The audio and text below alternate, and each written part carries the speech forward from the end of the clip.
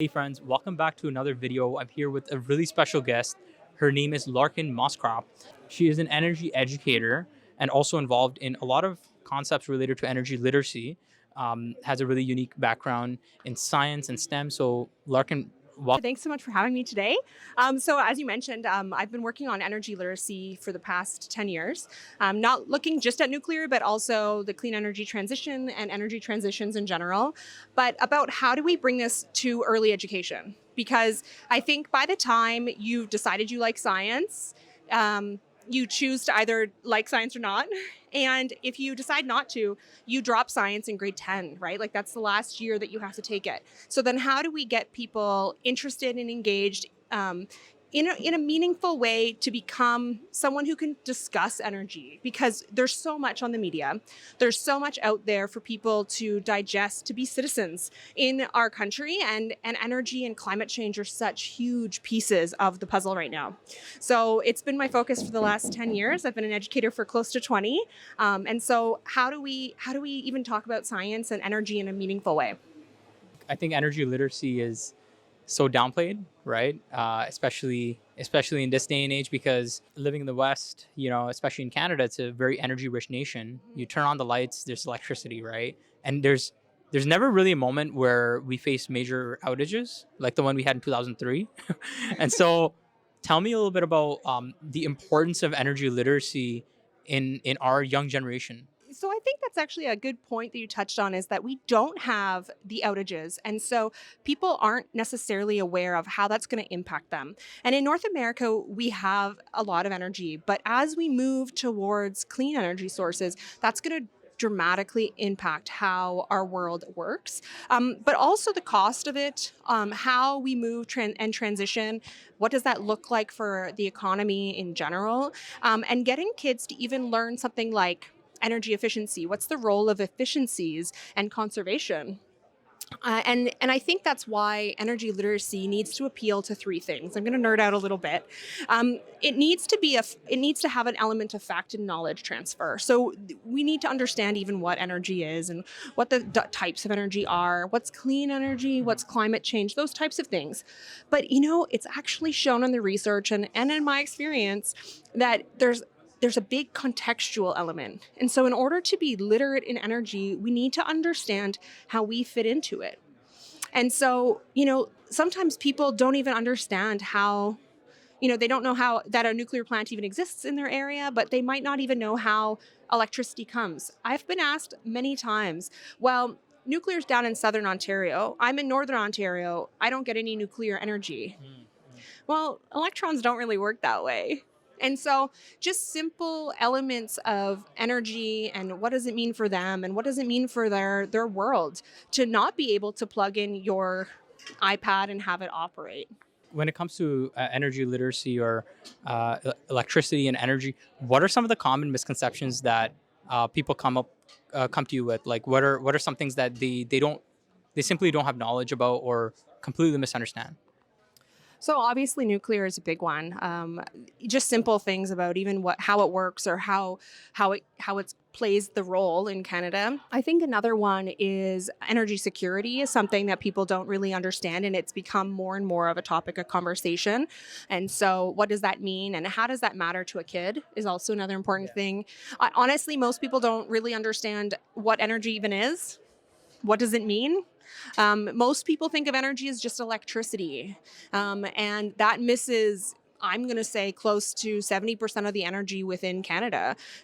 Thinking about transport, thinking about industrial heat, thinking about processing and development. And we're a resource rich nation. So energy to us is super different than energy in other places. Keeping those aspects in mind, what is your thoughts about the next generation that are growing up? They're faced with some crazy challenges, right? Like climate change. Uh, there's greenhouse gas emissions, net zero. There's all these topics that are up at the forefront, and some very strong mandates that are coming down with strict targets for net zero. Is there a growing interest amongst youth in terms of energy, or are they more focused on other industries outside of energy that contribute to greenhouse gas emissions? The climate action is a huge thing, and a lot of focus of climate action is energy. Although there's so many other elements of it, like agriculture, food, etc. Energy really gets a target, and transportation, I guess. And so, yes, students are interested. They want to know, but it's a fine balance, Asama, because being young means that there's a change that we are actually seeing within our lifetime of like, we're in Ottawa right now and there's no snow. And what does that mean for people and how can they take action? And so you need to approach energy and climate and all of the actions and behaviors and attitudes, all of that in the context of hope. And so you want to give people tools and ideas and knowledge to help them realize that there is things that can be done and engagement that can be done in order for them to be able to have an impact and meaningful impact on their own lives. But I think that there is appetite. I was in a grade 3 classroom recently, and it was 20 students. I think all of them had their hands up. They want to be scientists. They all knew about nuclear. They even knew that Kazakhstan produced the most amount of nuclear, like uranium. And, they were like excited and energized. And I think that's because their teacher loved energy. And so it really started to emphasize like you can create passion in students. And it's not just on what's in the curriculum, but it's about like, hey, you guys care about this. Let's make it something that you get excited by. I was just reflecting back to my experiences growing up as a kid, and like my science teachers, my physics teachers, and just hearing from them. You're right. Like it makes a big difference if your teacher is engaged, is passionate about the subject and involved. How do you bring that passion to the classroom? Yeah, so I think that there's multiple ways. I think having experts in the class is fun, not having to see the same teacher. So I think the work that organizations do to send people into the classroom is important. I think the work that you're doing, for example, is also important by having videos that people can access to come out and talk and be involved. But I also think there's something about professional development that teachers need to be engaged in. And how do we make it easy? Because they're not a nuclear scientist, they're not nuclear experts or clean energy experts. And you know what? If they are, awesome. But if they aren't, how do they feel comfortable talking about nuclear? Because, one of my party tricks is drawing a molten salt reactor on the board. And it doesn't mean that everyone needs to do that. But maybe I could show them that it's really easy. But what about the topic of engagement, right? Like I feel like students, especially in the new TikTok generation, like the retention span, the span of time which they can focus has significantly dropped, right? And so All of us. yeah, for all of us, right? And so my question is like, how do you make maximize engagement and also help increase retention for students when you're sharing complex topics like nuclear energy, when you're sharing complex topics like baseload energy. Here's how the grid works. Here are the rules behind the grid. Yeah, how do you do that? So, one, I'm a very enthusiastic speaker, but also I think really it comes down to you need to create meaningful context for learning. And so you're not going to talk about the grid. What you're going to talk about is, that how many times have you lived without power? Okay. Oh, wasn't it the worst? I had to drive my car the other day just to charge my phone. Does that make sense? And so kids are like, oh, yeah, I really hated that. Okay, but so the grid is this thing where the power comes from. And if it goes down, then you don't have power. And it affects everybody. And what does no power mean? How do we use power? Oh, we use it for this, this, and this. And it's starting for them to see themselves in what you're teaching. And so everyone wants to focus on themselves, right? And so when you have myself, my community, the people I care about, I want them to be okay. And I want them to have what they want to have. And so I care about this topic in that context.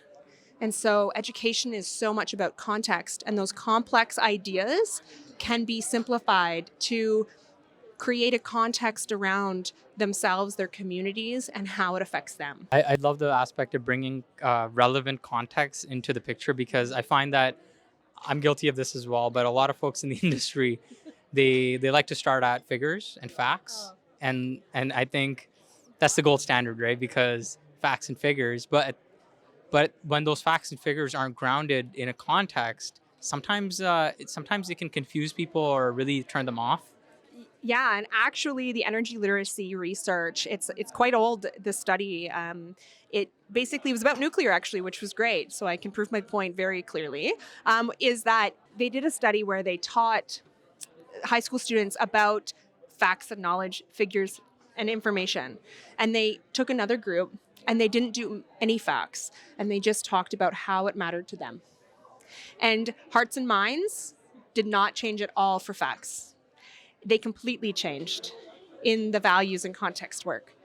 And so it's actually showing that you don't need the facts and figures to get people to think about energy differently, to think about the transitions. And unfortunately, it's something that the nuclear industry does, right? We think about, well, I'm a scientist, I'm an engineer, I'm just gonna give you the facts. But it doesn't actually work that way. And so with children, it's even more so. And so when we really start to think about how we communicate to the youth, I'm talking less than grade 12, it's about how does it matter to them? How is it going to impact them in the future? And how are their choices now going to affect us? And as someone in the nuclear industry, I don't really care so much about university students right now, because in 10 years, they're going to already be in their careers. I really care about I want all the kids. I want all the kids to say, I want to be in the energy transition movement because it's meaningful, it's important, and I want to be there. That's a great goal to have in mind. Like start at the get go, right? Start young. Young. Get them while they're young, right? And so I think that's really important to start while you're young, because when you go to a grade 11 or grade 12er, or someone that's in first or second year university, they've made such a significant investment, and sometimes they can't backtrack, right? They've really decided, right? And so what's the best year to start teaching kids about energy literacy? Sure. So actually, one of the things I'm doing as part of my PhD is looking at all the curriculums across Canada on where do we even start energy. It ranges actually from grade 1, which is kind of cool, but the focus for almost every province is grade 5, 6, and then again in grade 9, there's a little bit of electricity unit. So grade 5, 6 is a really important year, and I'm gonna tell you why. It's because in grade 5 and 6 is when a mental shift starts to happen in kids, where they no longer just see themselves, they see themselves in community. And so if you can think about that context as being so important in energy literacy, you can see why that year is actually magic. And so when you start to think about technical topics in a social context and in a way where your brain is actually in the position to absorb it, that's where you really can start to see differences. Does it mean that you don't need to talk about energy earlier? No, but in grades 5, 6, 7, that's really where you're going to start to see the energy literacy piece coming out. Build some foundations up until then, but then really hit home in those years. And then that's where we can start to say, okay, what's the next piece? Because then there's a little bit more critical thinking. Because before that, it's really hard to take topics and make the connection. So, you want to connect with youth in terms of climate change, environment, sustainability. And so those are big topics. And so is energy. So how do you take all of those topics when we're not thinking about context? So start young, yes, but definitely grade 5, 6, there's this magic that happens. And you can see it when you're in class. You can see it when people start to be like, but wait. And I've had some of the most incredible questions from students in grade 5, 6, where I'm like, oh, okay, let's do this. Let's dig in. And I think that's also why it's important to have those experts who can come to class or have webinars that are accessible to anybody, because then you can ask questions that you'll never get to know otherwise.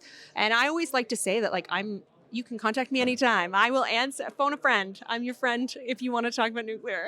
When it comes to engaging with students, like, where did that passion come from? Like, engaging with young people, being an educator, like, tell us about the story behind that.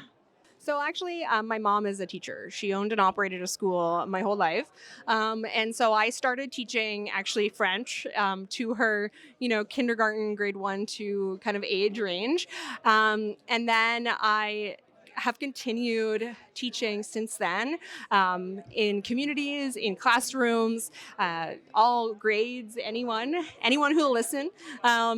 And I think for me, what it was is because I realized that if I had known what I know now, I might have made a different choice in my career. And I love ecology, and that's what I am. And I'm an ecologist. And I also recognize the importance of my teachers. I became a biologist because my biology teacher in grade 11 and 12 was amazing. And I think if you get exposure to something that's interesting, I did science fair when I was really young. I got to be curious and engaged and interested in things that I thought were cool. And I think if we take away the screens and we start to build with our hands and start to think with our, context and how does this all fit together and work? And that's when we're going to start to see the energy we need, no pun intended, behind the youth moving forward. And so for me, it was always just like, I'm just curious and I want to know. I joined the industry just over 10 years ago and I knew nothing about nuclear. I did not know that Ontario had nuclear power. And now I know everything I can possibly know about it because I'm just interested and I'm curious. And I think if we can get kids to be curious and inquire, then we have such an opportunity to build this like workforce that we so desperately need. Yeah, curiosity is definitely at the core of just starting the learning process. It takes a lot of energy, right, to get that started, right, and get people passionate about learning, about, hey, you're not just simply learning for the sake of your job, or you're not simply learning for the sake of those marks, but rather it's a journey, and your curiosity is kind of taking you along the way. And so, like, another thing I wanted to share was the concept of like storytelling, Oh, right? yes. And Yes. so I know how you mentioned, just how you mentioned that it's very difficult for people to learn from just hearing facts and figures, and the importance of stories, right? Because that's kind of how humans have, that's in our DNA. That's how ancestrally we used to, you know, be around a fire, a fireplace, and learn. And the best learning method were these stories, right? And they were passed down through generations. When it comes to storytelling, what have you learned from these experiences? Yeah, you know what? Yes, I can't believe I haven't mentioned storytelling yet because that's been fundamentally the way that I'm proposing we do energy literacy is by inspiring with stories. And so taking information and building something cool around it. Like I was telling a story the other day when I was teaching some people about teaching, and they were like, "We could listen to this forever because you get immersed in this and you'll never forget it after that, right?" And so there was no data in it. It was just a story. And those stories can then be repeated. And I think that's where we struggle with data and facts, like data and facts are on my phone. I can Google it any time. But how it made me feel, that's how stories impact us. And if we can think about how something made us feel and how do we share that in a meaningful way, stories is how to do it. And so with kids, NAYGN did a great thing. They came up with these books. And when you're starting with little kids, George's Energy Adventure is the best, right? It goes through everything. You can make voices for cool and gassy, but you can't.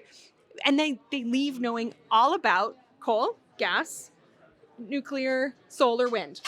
Done. Nailed it. And they'll remember, especially if you do the voices. Yeah. But, they'll remember it. And then you can take that and build from there. Okay, guys, based on that, what do we think about a whole town of wind? Would that work? And you can start by a story and then build from there to create their own story. The graphics, the visuals, the sound effects, like that's what you need, right? Like that's how you engage students. I still remember even being in elementary school and like teachers kind of flipping through these books with us, picture books, and they're so effective. Like we, green eggs and ham, right? Like we all remember these stories, right? And they don't. So we need Yeah. to replace green eggs and ham with George's Energy Adventure and Yeah. we'd be set. We'd be nailing it. And you know what? Stories are so important because in Germany, they actually have stories. I was talking to a friend of mine from there, and he was telling me that they have stories that are anti-nuclear. Oh wow. And so they start reading those in kindergarten, grade one, about how terrible nuclear is. And so that just shows you the impact of those stories in early education. Yeah, yeah, definitely. And I guess it was a pleasure having you on this podcast. I really enjoyed this discussion. I think energy literacy is so important, right? And I think you're doing some incredible work through it. I will have Larkin's contact in the description below. So if you want to reach out to her, you can. Is there any last message that you'd like to leave with the audience? Just that, start young, have conversations, and think about what's going on around the child in society right now, because they're not future citizens, they're current citizens, and we really need to engage them in that meaningful way. So thank you so much. This was great. It's my pleasure.